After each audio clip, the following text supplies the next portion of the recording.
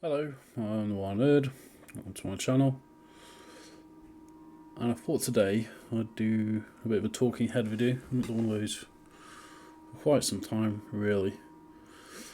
And the reason for that is because I've been very busy with my new career of going full-time into teaching in FE.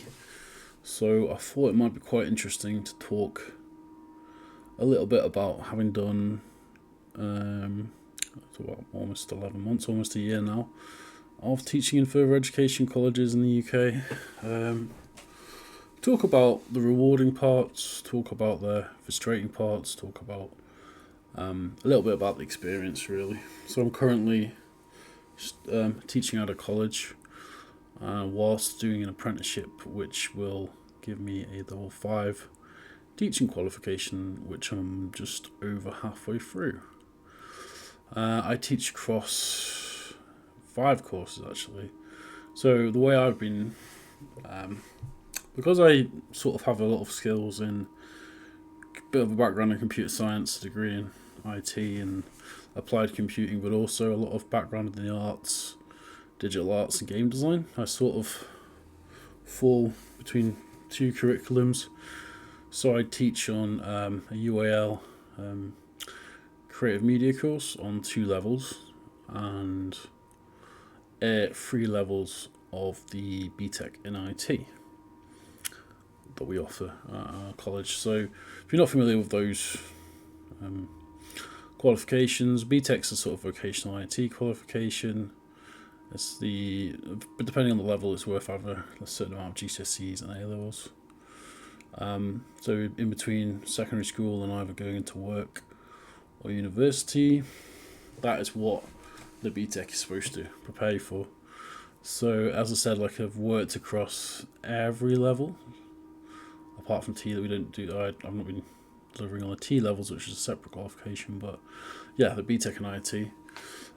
And then creative media, which is more film, multimedia design, interactive media design, drawing, 2D art, 3D art, etc., etc. And also recently we've started doing Unity, which I've been quite involved in setting all that up and getting the ball rolling with that, because I have those skills and that's my real specialism within the creative media team that I'm in. So yeah, anyway, with all that covered, I'll just talk a bit about my own experience of teaching. So it's a lot of work. People always think oh, teachers moan so much, but they get so many holidays, and but I know people say, oh, it's 9 to 3. Why do you complain? And it really isn't. I mean, technically at my college it's 9 till 5 anyway, whereas the hours we're supposed to stay in college. Timetable hours, yeah, usually will end at about 4ish, but it varies. And there's a lot of work you have to do around the delivery part. I mean, I wasn't too inexperienced with teaching before, because I'd taught English before abroad for about 2 years at a fairly intense rate for over the summer period. So it was quite intense anyway, so I was quite used to that, being in front of a group, delivering information and supporting students where necessary to obviously get to the level required, right? That's what you do basically with any formal qualification, curriculum, is you've got learning aims and you've got to try and get the students to demonstrate their knowledge of those learning aims either through what's called formal assessments, so written work usually, or a piece of software they design and justify and link to requirements, yada yada yada, or obviously your traditional exams. So that I didn't find that difficult. The only thing that is a big learning curve, and it's actually probably I find the toughest thing, in fact, with teaching any of the students, is you have to monitor behavior, and you have to really be on top of administrating everything around students, which I find really tough, and it's always a battle, because or ultimately, the students have their own will, pretty much. Obviously, they should be in. They should be in during the timetabled hours that they are in. But these are young adults, so they have all sorts of things going on in their lives. But you have to monitor that quite a lot. So if you see somebody dropping off on the attendance registers, you need to start chasing them up. And that can even involve calling parents, emailing, yada yada yada, and it can be a real pain. It can really drag you down, especially if you try pretty much everything you think you can do and nothing seems to change. And then you start getting other departments getting on your back saying, why is this student not coming in? And then even if you've evidenced everything, you'll still get pressurised quite a lot from certain administration teams. But a certain level of bureaucracy obviously is going to be anywhere. Education's no exception. I mean, it can be frustrating at times. But the good parts of the job are obviously like when you see a student really develop, that is actually really rewarding. So I've had a lot of my level 3 group definitely, and individual students from level 2 and 1, but that can be a bit more of a struggle. I'll talk a bit more about that later because they're generally coming in with less academic achievement, so you can make less assumptions. But yeah, the level 3s generally, I've literally seen students from the start of the year develop their skills from what can often be fairly basic to being able to create full environments. Now, is there things they can refine here and there? Are there things they need to fine tune on skills wise? Yes, but you do see how much that they learn and change, develop, and it's been really rewarding actually doing the implementing more environment design into the game design course I do for the creative media, because that's new and I've sort of been able to take ownership of that, as well as develop some of the curriculum with the Twine, because I also have a lot of background doing that. That is really rewarding. Well, there's no two ways about it. So going back to like the level 1s and 2s, occasionally those groups can present some real issues depending on the group. Obviously every group is different.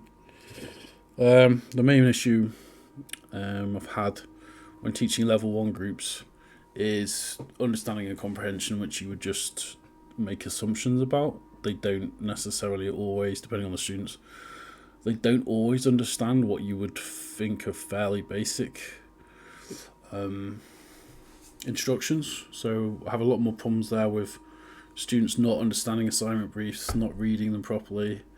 Because with BTEC, you can either use Pearson's authorised briefs, which is often safer, but sometimes obviously teachers will modify briefs to make them more interesting, maybe make them more contemporary.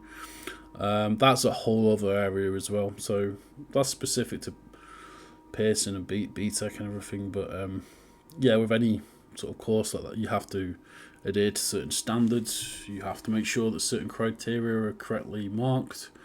And you will get what's known as IV'd, which is internal verification. So you'll have usually one of the most experienced teachers checking that your marking is basically accurate.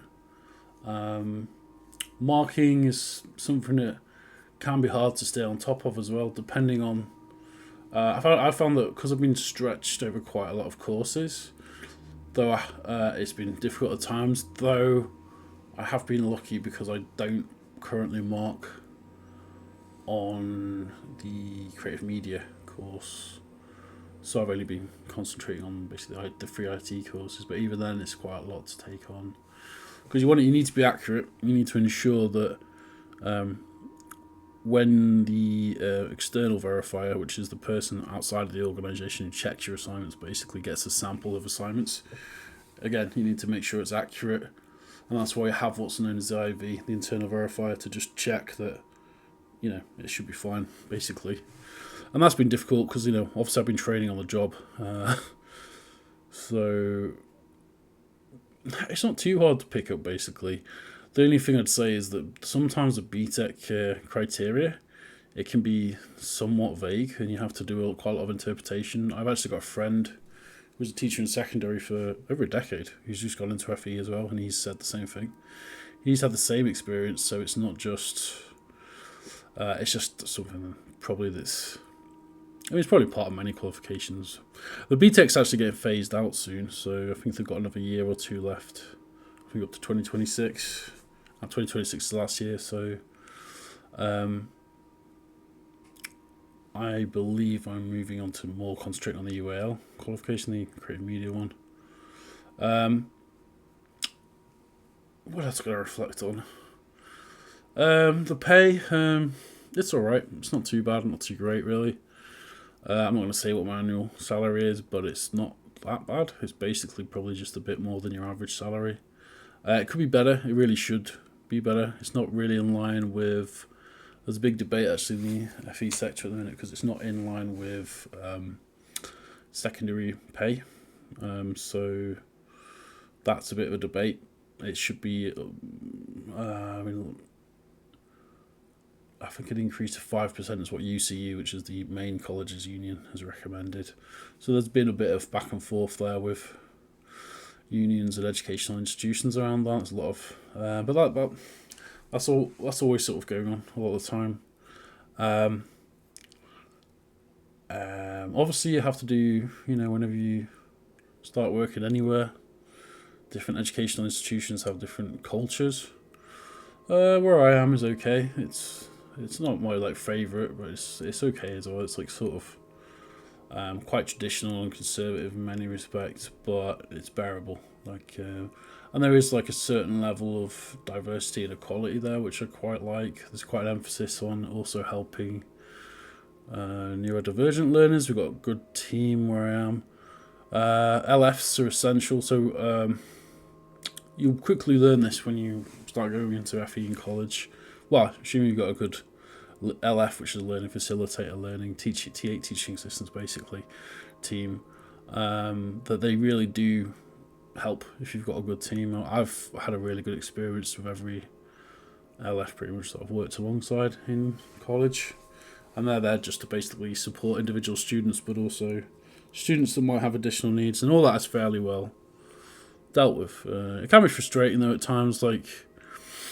There's been certain groups there where I've been in where I found it really challenging at first because you might have a student with autism spectrum disorder of some sort, somewhere on the spectrum, and they might make constant noise, which can if you don't find the ability to detach from maybe you've had a bit of a bad day, and that's just going to wind you up. But you really do have to learn to detach to the degree where you try and deal with the behaviour but not get too emotional about it. I've dealt pretty well with that. I mean, I try and keep, if I have any, if I'm feeling a bit moody, I'll keep that to the staff room. Staff room is a good place to just vent as well, and it can be a good place just to be able to vent off any frustrations you've got without any judgment, assuming you're with a good group or team. And then people will help support you there. One of the main ways that I've been able to get through the year really is just from other teachers, basically just give me advice, help me out, and I wouldn't really be able to do it unless I'd had that. I was given a mentor and he did help me a lot with advice, and that is essential, definitely I'd say. But yeah, I think if you are going into FE as a lecturer, don't expect it to be easy. You will. I got to about the 3 or 6 month point, and I think at least by the 6th month point, there was one point where I wanted to leave, but I got over that, and I've sort of settled into the routine of it now. But at first, it can feel like it's taken over your entire life. Because I work full time, plus do a course every week, which I have to do university level assignments for every month or two. And it's a lot to get used to. One of the things I really don't like doing is invigilation duty, but it's just sort of one of those things you just have to sort of suck it up and be like, okay, I've got to do this. We're going through that a lot at the minute, so there might be 2 days where you have to invigilate exams, which most of the time just involves sitting there watching, making sure that students don't cheat. You might have to scribe, which is where you support them with reading and writing, but not commonly. Or computer readers is another thing I've done once. I don't want to yabber on too much. It's a very up and down job, but when it's rewarding, it's really rewarding. I mean, you get the sense of having helped people out, which is good. But it can definitely be stressful. I mean, teacher burnout's a common thing. I've been near that a few times where I'm just like, but so yeah, there will be some weeks where you will just end up having, like I just had one this week, to be honest, where I've just had to just lie in bed for 2 days. But I feel fairly like energized again today, to be honest, even though I might not sound it. It's just a deadpan voice, really. I think I'll leave it at that. That was probably just an adequate sort of summary of the year. I don't know what else I can really talk about. Specifically IT teaching, I might do a separate vlog about that. I've already yabbered on for quite a while, so I don't make it too long. I'll do a separate vlog reflecting on IT teaching specifically. That's a whole vlog in itself, really. Yeah, I think I'll leave it there. Hope it was useful. I'll probably do some more teacher vlogs. I think it's sort of interesting for people to see.